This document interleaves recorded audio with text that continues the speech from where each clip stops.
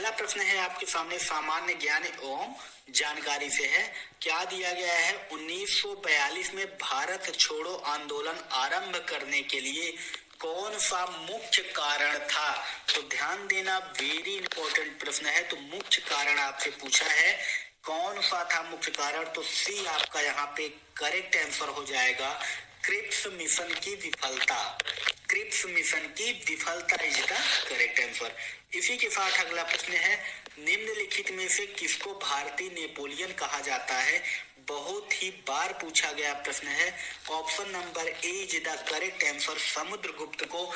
इसी के जगह एक एक्स्ट्रा फैक्ट है जिसे आप नोट कर लेना। यदि आपसे ईरान का नेपोलियन पूछ ले तो नादिर शाह को ईरान का नेपोलियन कहा जाता है। किसे? नादिर शाह को ईरान का नेपोलियन कहा जाता है।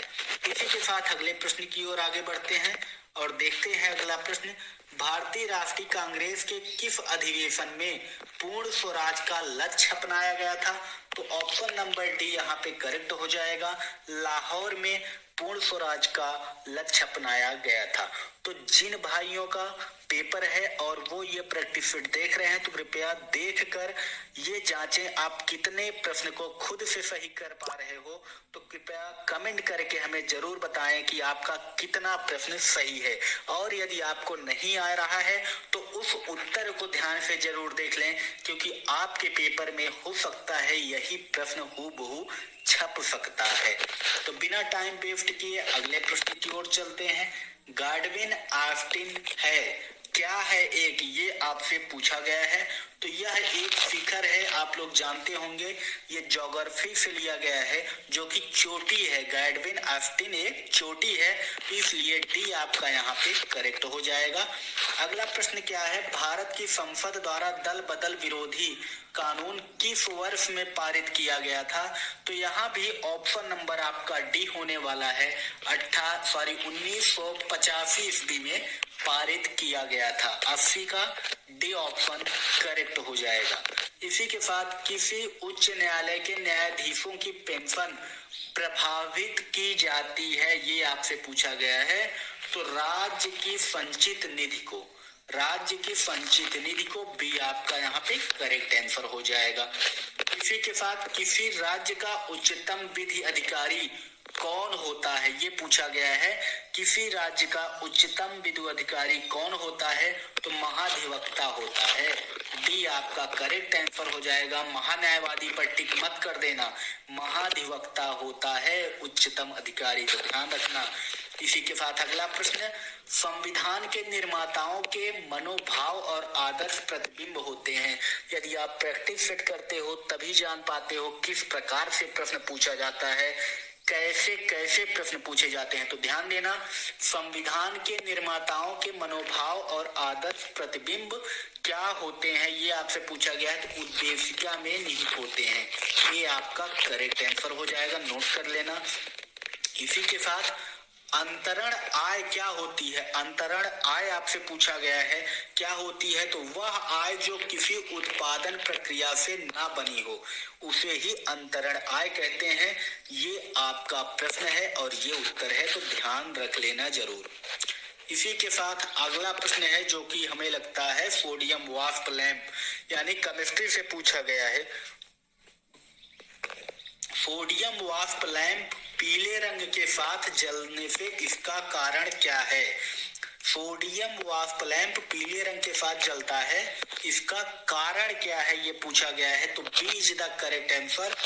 देख सकते हैं, सोडियम परमाणुओं द्वारा अवशोषित अतिरिक्त ऊर्जा का स्पेक्ट्रम के पीले क्षेत्र में उत्सर्जन करता है, इसलिए यह पीले रंग के साथ जलता है। इसी के साथ अगला प्रश्न है, देख सकते हैं एपीआई का पूरा नाम पूछा गया है, आपसे भी पूछा जा सकता है, तो इन्हें ध्यान में जरूर रखना। एपीआई का पूरा नाम एप्लीकेशन प्रोग्रामिंग इंटरफेस, ये आपका करेक्ट आंसर हो जाएगा। Application programming interface. इसी के साथ अगला प्रश्न देखते हैं, निम्नलिखित में से कौन सी ऑप्टिकल डिस्क है ये पूछा गया है।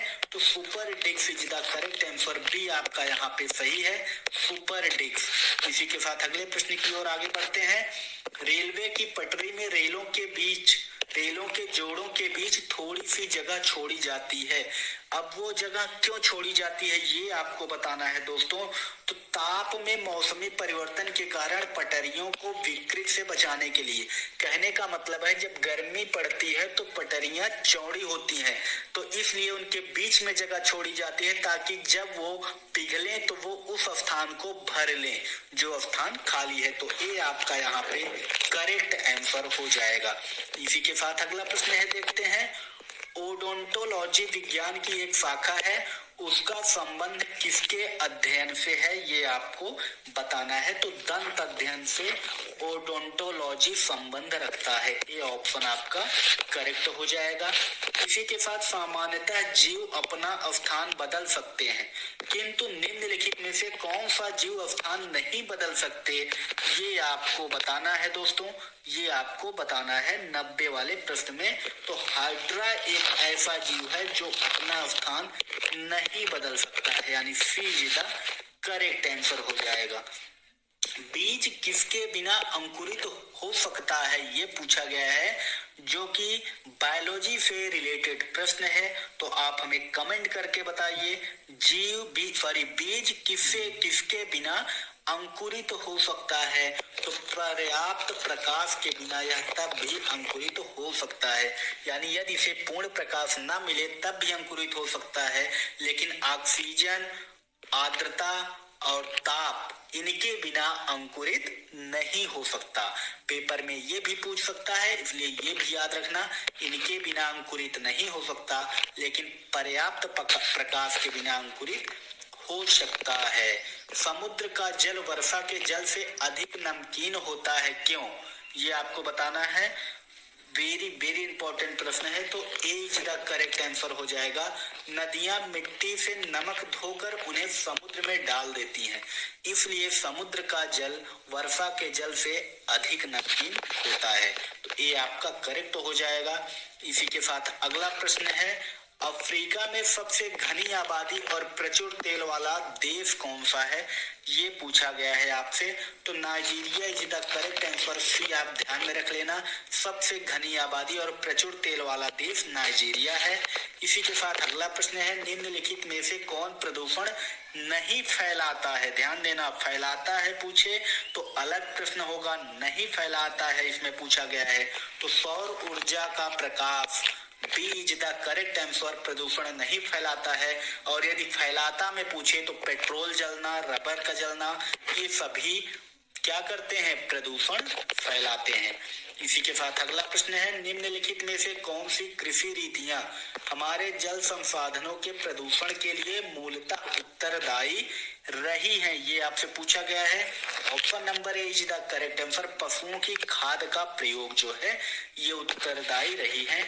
इसी के साथ अगला प्रश्न है, वनोन्मूलन ये क्या है आपको ये बताना है। तो ध्यान देना, वनोन्मूलन क्या है ये आपको बताना है दोस्तों, कौन सा सही है।